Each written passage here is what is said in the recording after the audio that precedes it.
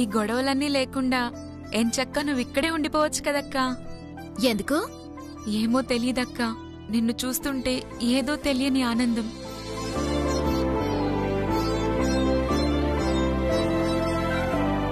నిన్ను అక్క అని పిలుస్తుంటే ఏదో సంతోషం. అప్పుడప్పుడు కనపడే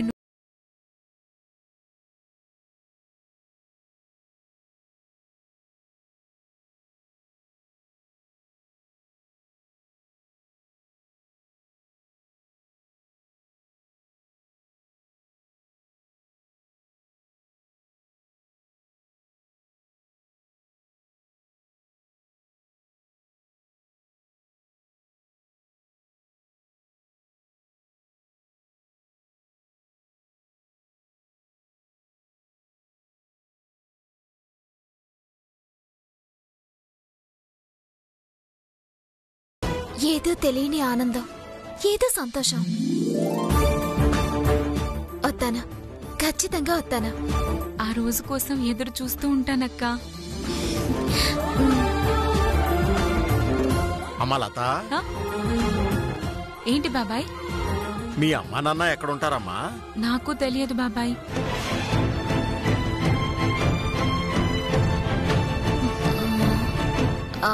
అదేటి, మీ అమ్మా నాన్న ఎవరో ఎక్కడుంటారో ఏటో కూడా నీకు తెలీదా? అంటే చిన్నప్పటి నుంచి ఇదే ఇంట్లో ఉన్నాను, ఇక్కడే పెరిగాను. కాంతమ్మ గారు చెప్పిందని ప్రకారం అయితే కాంతారావు మామయ్యకి మా అమ్మా నాన్నలు దూర బంధువులంట. పడవ ప్రమాదంలో వాళ్ళిద్దరూ చనిపోతే కాంతారావు మామయ్యే నన్ను తెచ్చి పెంచాడంట.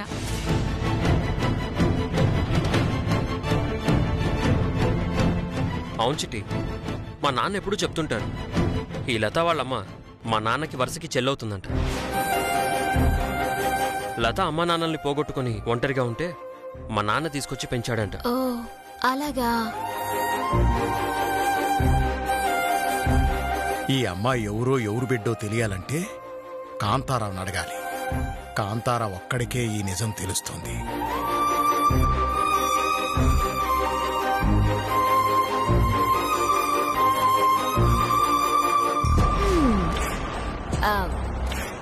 ఏడి కాంతమ్మత్త, ఏటి నిర్ణయించుకున్నావు? ఈ ఇంటి నుంచి కోడలు నమ్ముతున్నావా, కూతురు నమ్ముతున్నావా? నన్నెందుకు పంపుతుంది? నేను ఆ ఇంటికి చచ్చినా రాను. అదే మీ నిర్ణయం ఏంటి అని. నా కూతురు చెప్పిందిగా, నా కూతురి నిర్ణయమే నా నిర్ణయం. అయితే రాత్రి మా శోభన కార్యక్రమం ఉంది, వచ్చేసండి. వెళ్దామా బావా?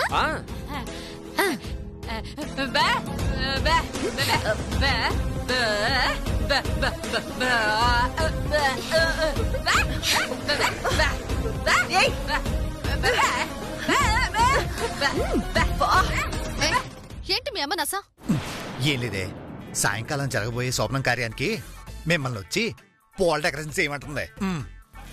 ఏంటి, మేము పూల డెకరేషన్ చెయ్యాలా? నీకు దండ పెడతాను, మీదకి రాకు. ఆ పాపి కొండలు మీద పడుతున్నంత భయం వేస్తుంది. అమ్మా, మీ వియ్యపురాల్ని వదలబుద్ధి కావట్లేదా ఏంటి? సాయంత్రం శోభన కార్యక్రమానికి వస్తుంది కదా, అప్పుడు తీరిగ్గా మాట్లాడుకోవచ్చులే. అబ్బా, ఇది దీని మోటు సరసం, నాశనం అయిపోను. డ్రైవర్ బావా, వెళ్దామా? వెళ్దాం భార్య గారు, పదండి.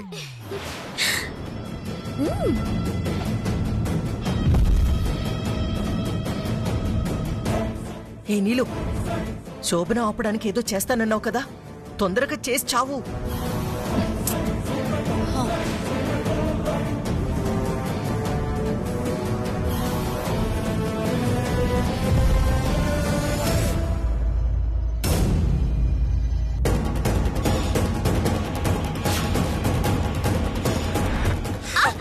చిట్టి,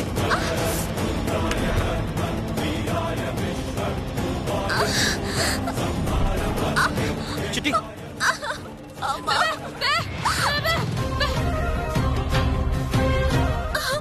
అయ్యో చిట్టి, చిట్టి ఏమై చిట్టి? ఏదో గుచ్చుకుంది.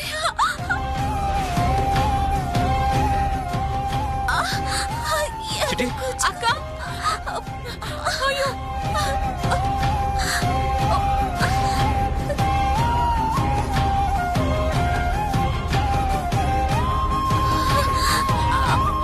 అలా రాక్క.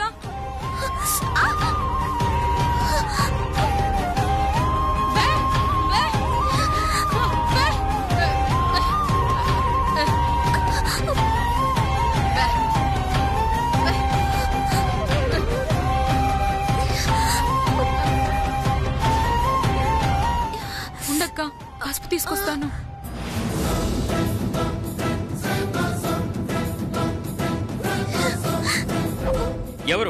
ఎవరు దారిలో పిన్ పడేసింది? కొంచెమైనా బుద్ధుందా? ఇంట్లో పని వాళ్ళందరూ పని చేస్తున్నారా, గాడిదలు కాస్తున్నారా? నాన్న రవిచంద్ర, తమరి భార్య గారి కాల్లో దిగింది ఓన్లీ ఒక సేఫ్టీ పిన్ నాన్న. ఏదో దబ్బలం అన్నట్టు, గుణపం దిగినట్టు అంత కంగారు పడిపోతావేంటి? అవునరా తమ్ముడు, కాల్లో పిన్ను దిగినంత మాత్రాన ఆపరేషన్ చేసి కాలేం తీసేయర్లే. నువ్వేం భయపడకు.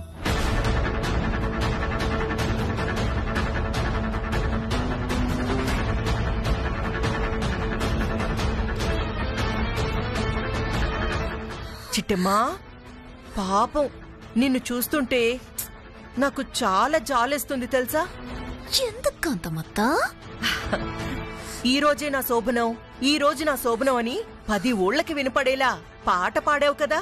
పాపం కాల్లో పిన్ను దిగి రక్తం బరబరా కారిపోతుంది. ఈ రోజు నీ శోభన కార్యక్రమం జరిగినట్టేలే. అవునమ్మా, పాపం చిట్టి శోభనం రోజు కోసం ఎన్ని ఆశలు పడిందో, ఎన్ని కలలు కనిందో. కలలు కలలుగానే మిగిలిపోవాల్సిందేనా? శోభన కార్యక్రమానికి శుభం కాడనేదే లేదా?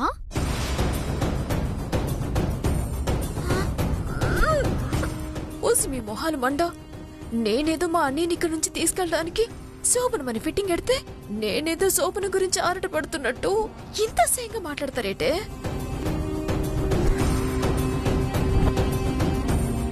బాధపడకు చిట్టి, శోభనం ఈ రోజు కాకపోతే రేపైనా చేసుకోవచ్చు. అవును చిట్టమ్మా, పెళ్ళైన తర్వాత ప్రతి ఆడది ఇలాంటి సమస్యల్ని ఎదుర్కొంటుంది. ధైర్యంతో జయించాలి, మనోనిబ్బరంతో భరించాలి. యాదవ సంతాని మీరేమైనా పూజల గురించి మాట్లాడుతున్నారా, వ్రతాల గురించి మాట్లాడుతున్నారా, పరమ అసహ్యంగా శోభన గురించి మాట్లాడుతున్నారా? ఇంకో పారు పిచ్చి పిచ్చి మాటలు మాట్లాడారే అనుకో, మా ఇంటి దగ్గర కాదు ఈ ఇంట్లోనే శోభన కార్యక్రమం ఎట్టించేసుకుంటాను. ఏడనుకుంటున్నారా? అంత దూరం ఎందుకులేమ్మా, ఆ దరిద్రం ఏదో మీ ఇంట్లోనే పెట్టుకోండి.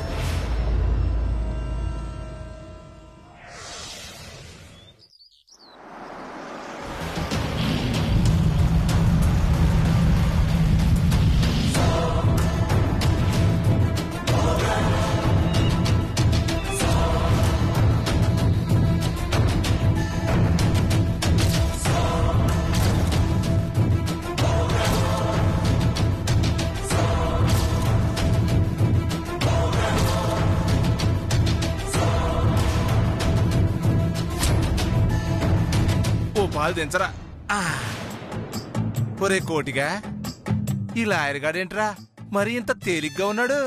అవును బావా, ఆయన మూటలో వేసేటప్పుడు చాలా బరువు ఉన్నాడు.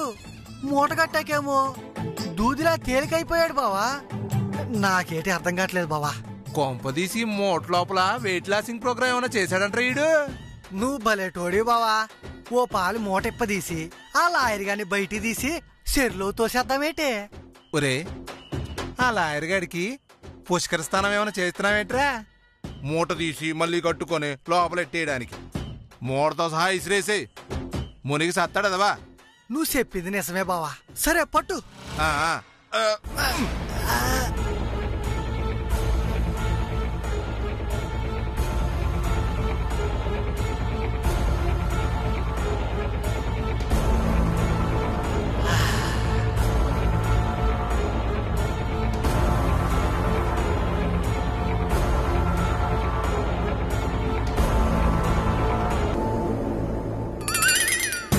ఆ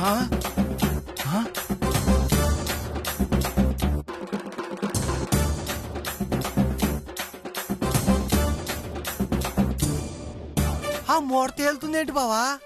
అవును తేలుతుందేంట్రా? ఇసరగానే చెరులో మునిగిపోవాలి కదా, ఈడేట్రా తేలుతున్నాడు? నాకు అదే డౌటింగ్ గా ఉంది బావా. అచ్చ బాబోయ్, చూడబోతే ఈడేదో మంత్రగాళ్ళ ఉన్నాడురా. మరి కాంతమేడు బావా లాయర్ అని చెప్పింది. ఏమోరా, ఆ మూడు చూస్తుంటే నాకు భయం వేస్తుందిరా బాబు. అవును బావా, నాకు భయంగానే ఉంది. ఓ పాలి, ఆ మూటలాగి చూద్దామా? చూద్దాం పద బావా. పద.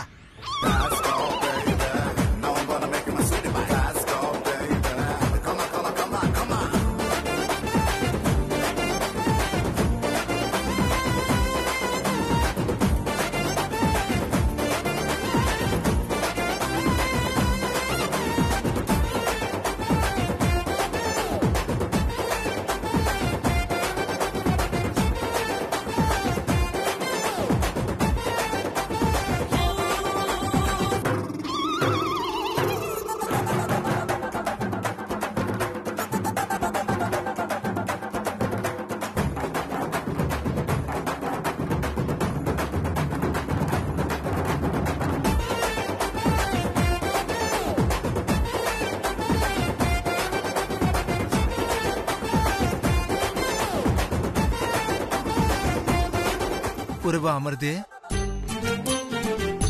ఇలా ఆయరగాడేంట్రా బట్టల్లా మారిపోయాడు? అవును బావా, నువ్వు చెప్పినట్టు వాడు మంత్రగాడే. అందుకే మనిషిలా ఉండాల్సినోడు బట్టలా మారిపోయాడు బావా. ఈ విషయం అర్జెంటుగా కాంతమ్మ గారికి ఫోన్ చేసి చెప్పేయాలరా. ఏమని చెప్తావు బావా? నువ్వు మూట కట్టించింది ఆ లాయర్నే కాదు, ఓ పెద్ద మాంత్రికుడిని అని చెప్తానురా. నిజంగా మనం అదృష్టవంతులం రా బాబు. దేనికి బావా? ఆడు మంచోడు కాబట్టి ఆడే బట్టలాగా మారిపోయాడు. అదే ఆడు షడ్డోడై ఉంటే మనల్ని కుక్కలాగో గాడిదలాగో మార్చేసేవాడు రా. నిజమే బావా, కాకపోతే ఈ విషయం చెబితే కాంతమ్మ నమ్మిద్దంటావా? అది నిజమేరా కోటిగా. ఆ లాయర్ గారిని మీరు చంపేశారా, లేదంటే మీరే వదిలేసి కట్టుకథలు చెప్తున్నారా అని మనల్ని చంపేస్తుందిరా బాబు. మరి ఇప్పుడు ఏడు చేద్దాం బావా? 7%. ఆ కాంతమ్మ లెక్క ప్రకారం మనం మూట తెచ్చాం, చెరులో పడేసాం. ఇదేదో బాగుంది బావా. ఆ కాంతమ్మకి లాయర్ గారిని చంపేసని చెప్పేద్దాం, కాంతమ్మ ఇచ్చే డబ్బులు నొక్కేద్దాం. నువ్వు సూపర్. మరి బట్టలు ఏం చేద్దాం బావా? ఓ పని చేయరా, నువ్వు చీరలు కట్టుకొని తిరుగు, నేను లంగాలు కట్టుకొని తిరుగుతాను. బాగుంటదంటావా బావా? చిత్తు లంగాలట లంగాలు. పదా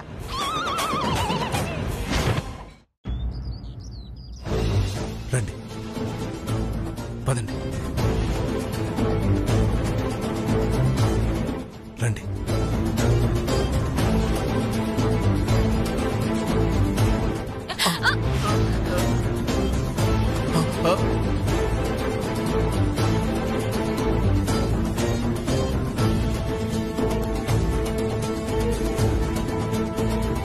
ఈయనెవరు మావయ్య? ఈయన గురించి తర్వాత చెప్తానమ్మా. ఈయన చూసినట్టు గాని ఇక్కడి నుంచి పంపిస్తున్నట్టు గాని మీ అత్తయ్య గారికి తెలియకూడదమ్మా. తెలిసిందంటే అందరినీ చంపేస్తుంది. సరే మావయ్య, నా ప్రాణం పోయినా చెప్పను. సరేనమ్మా, నువ్వెళ్ళు. నువ్వురా.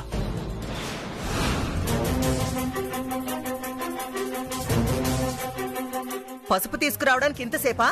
పసుపు డబ్బా కనిపించలేదమ్మా. కళ్ళు నెత్తికెక్కితే ఎలా కనిపిస్తాయే? తొందరగా కాలికి పెట్టు. అలాగేనమ్మా.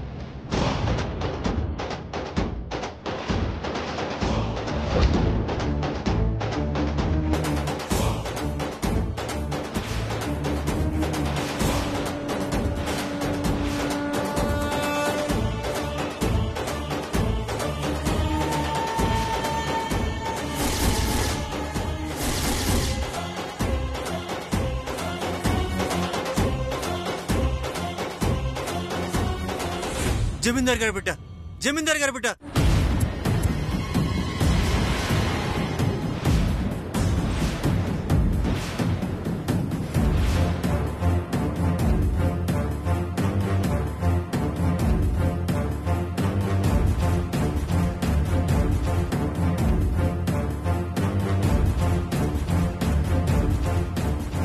వైష్ణవమ్మ, వైష్ణవమ్మ, వైష్ణవమ్మ.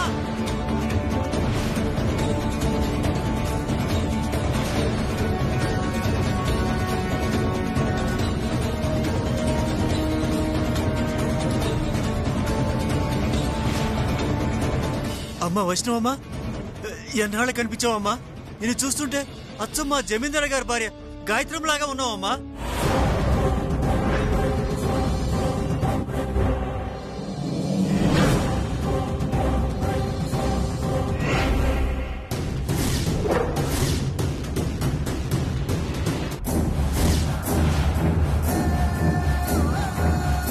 ఒరే అవతారం,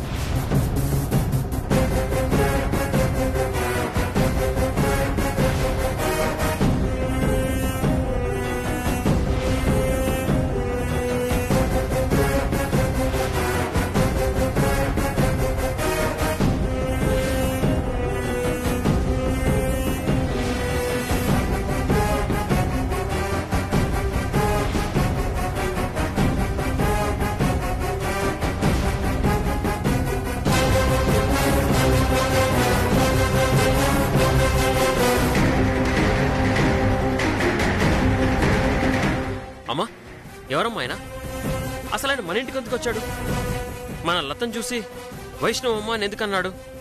అసలు మన లతకి ఆ జమీందారు భార్యకి ఏంటి సంబంధం? అంటే లత జమీందారు గారి కూతురేనా?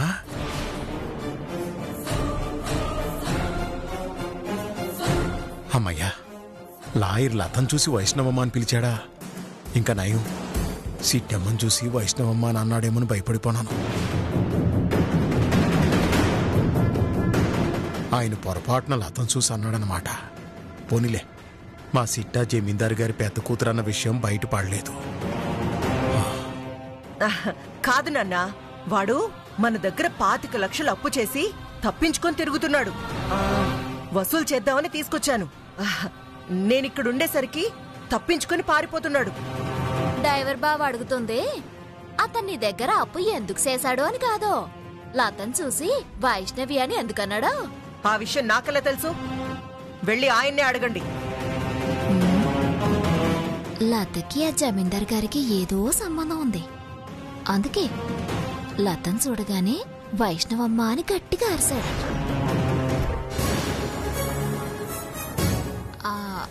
అసలు ఈ వైష్ణవి అంటే ఎవరు?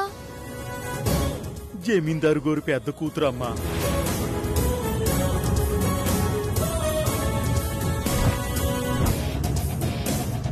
ఆ వైష్ణవి అన్న పేరు జమీందారు గారి పెద్ద కూతురు ఒక్కదానికే ఉంటుందా? దేశంలో కొన్ని కోట్ల మందికి ఉంటుంది. ఆ మాత్రం దానికే ఆ పేరు గురించి ఓ తెగ ఆలోచించక్కర్లేదు.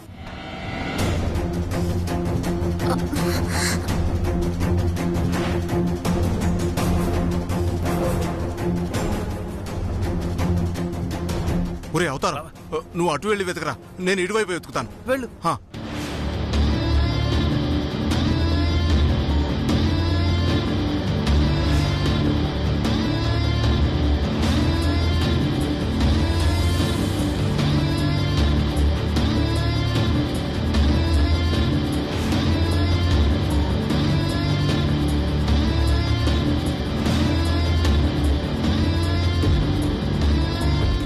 లాయరు,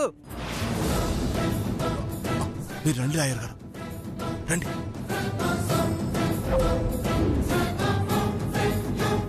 ఏంటి సార్ మీరు చేసిన పని?